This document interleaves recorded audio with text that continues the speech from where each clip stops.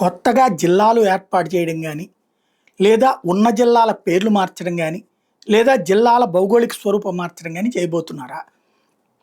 ఆహ్, రాష్ట్ర విభజన తర్వాత ఇమ్మీడియేట్‌గా తెలంగాణ ప్రభుత్వం అప్పుడు జిల్లాల విభజన చేసేసింది. అప్పటికి ఉమ్మడి రాష్ట్రంలో లెక్క చూసుకుంటే ఆంధ్రాకి 13 జిల్లాలు, తెలంగాణకి 10. వాళ్ళు 10ని 20, 25 అట్లా తీసుకెళ్ళిపోయారు. 25 దాటించేసి తీసుకొని వెళ్ళిపోయారు. ఆ తర్వాతన అప్పుడు చంద్రబాబు గారేమో ఇక్కడేమి చేయలేదు. తర్వాతనొచ్చేటప్పటికి ఆంధ్రప్రదేశు జగనొచ్చిన తర్వాతన ఈ మెడికల్ కాలేజీలు జిల్లాకొకటి ఇస్తున్నారన్నప్పుడు అర్జెంట్‌గా జిల్లాలని డివిజన్ చేసేసాడు.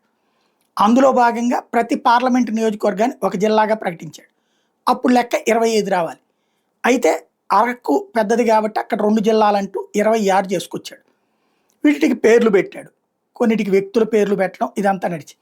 ఈ సందర్భంలో కొంతమంది మాకు ఈ జిల్లా వద్దు, ఈ జిల్లా కావాలి, ఆ జిల్లాలో వద్దు, ఈ జిల్లాలో కావాలని అడిగినవి ఉన్నాయి. ఉద్యమాలు ఉన్నాయి.